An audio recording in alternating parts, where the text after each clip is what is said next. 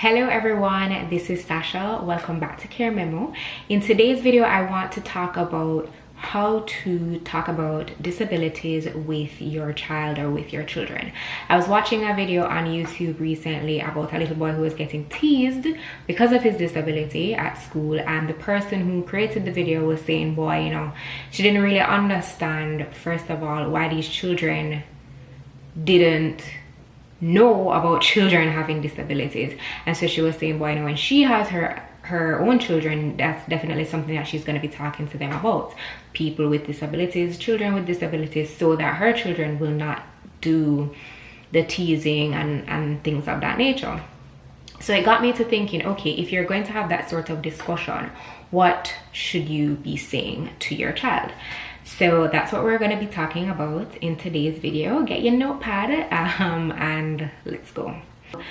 Talking about disabilities with your children, and particularly telling your child that there will be other children with disabilities, is very important, because the reality is that children and people with disabilities are out here in society and they're not going anywhere.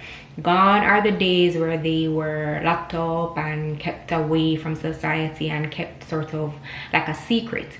Now they are out, they are integrated, and you go to many places and you're going to see them, whether it be the supermarket or you go to church or even at your child's school. A lot of children are now being put into the regular classroom and being integrated into school life. So chances are, if your child is socializing, they will come across somebody with a disability at some point. Therefore, it's important to talk to them about these people, because what you don't want is your child to go out one day, see somebody with a disability, and react in the incorrect manner. I mean, children will be children and sometimes they won't be able to hide their reactions, but hopefully we can sort of mitigate it or lessen a negative impact if you talk to them about people with disabilities before they come across them out and about. The first thing that I would encourage you to do is to tell them what disabilities are and give them examples. You can use age-appropriate terms. You know your child, so you know the way to describe what a disability is. But basically, you can start by explaining that there are people who are born differently than you and I, and some people are not born that way, but over time they either get sick or something happens in their life. It can be through a car accident or some other sort of incident that causes them to become disabled, and that can be a physical disability. And you can give an example. So you can say some people are unable to walk because they don't have legs, or their legs don't work like our legs. Or you can say, there's blindness or whatever it is. You can mention that some people, their body is fine, but they think differently. And you can give some examples, things of that nature. So just explain to them what a disability is and then give examples of that, and sort of pick their brain and see, can they think of anybody who they know who has a disability, and pick their brain as to what they think about that, and emphasize that it's fine, this is normal. We all have things that are unique about us, and for these people, that is just one of the things that makes them unique as well. The next thing that you want to do is explain to them the do's and don'ts in terms of treatment of people with disabilities. For example, you can explain to them that if a child comes to their school and has a disability, these are the things that you would encourage them to do. You want them to treat this child as close to normal as possible. And I say close to normal because sometimes the reality is that this child will not be 100% like all the other children. Again, using the example of a child with a wheelchair. All the other children are going to be running up and down on the playfield all the time, but this child may not be able to do so, or they may walk a little bit differently or talk a little bit differently. But you should encourage your child to treat them as close to normally as possible. So they, you know, they won't feel ostracized, they won't feel different. They will feel as if they are loved and appreciated and respected just like everyone else. You also want to encourage your child to help this person if necessary, so they can offer help. I'm not saying you should tell your child to just run in and always be helping constantly, because sometimes that can make children feel a little bit othered, and not everybody wants to help, to be honest with you. But you can encourage your child that they can offer help, and if the person says yes, then by all means go ahead and help them. You should also encourage your child to include these children, and that sort of ties into treating them like normal.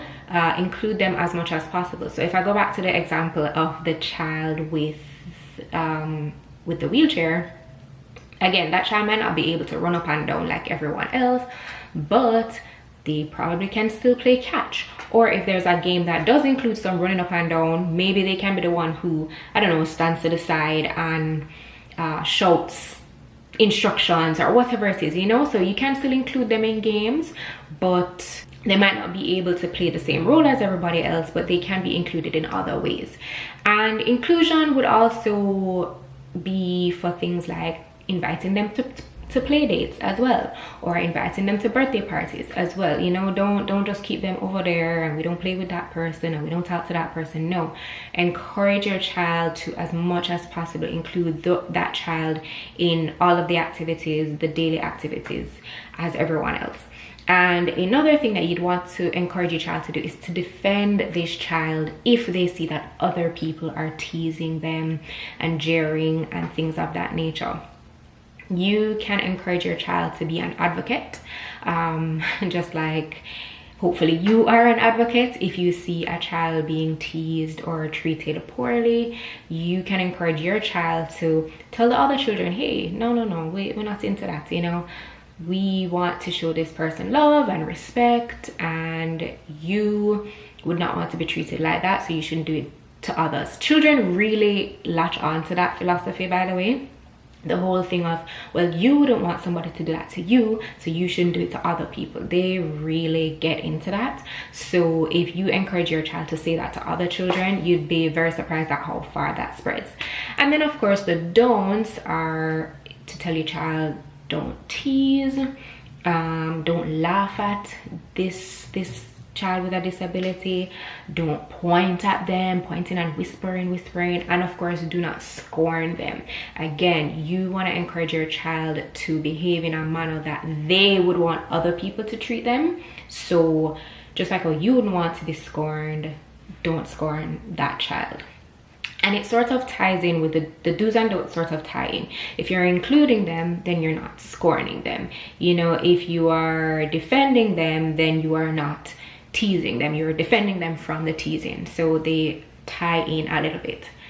Another thing that you can do away from the do's and don'ts now is to draw parallels to people in your life who may have a disability that your child does know, and draw it back to a child at their school. So like you can say, oh, you know, when we go to church, there's that old lady who, she's blind, you know, she can't see, but we see her come to church and she sings like everyone else and she talks to everyone else. Well, remember, she must have been a little girl at one point, and she must have been going to school at one point. So she was a disabled child at one point, and so just like how she's able to grow up and live this wonderful life, we want XYZ at your school to go on and to live a wonderful life and to be included in everything and to learn just as well as the other children, because drawing parallels helps them to sort of create that link in their mind. You know, it's not just Sue at school who is blind and that's it, and she's just sort of in this weird little school world. It's no, Sue is like other blind people who are out in the world, who are going to be just as successful as everyone else. And children really like those ties, they like those connections. It does a lot for them mentally. So draw those parallels. And the last tip that I will give you in terms of talking to your child about a disability, or about children with disabilities rather, is to give them other examples and exposure. Give them exposure. It's like exposure therapy. So yes, you can go out and about and see people with disabilities, but sometimes it's few and far between. So you can take it a step further and actually put them in situations with people with disabilities, with children with disabilities. One example that I could think of is to take them to a children's home, or take them to a school that has children with disabilities. So I know that Terry Carell, she encourages her daughter, I think once a year, to pack some toys and bring it to a children's home to drop off. I think they do it every year.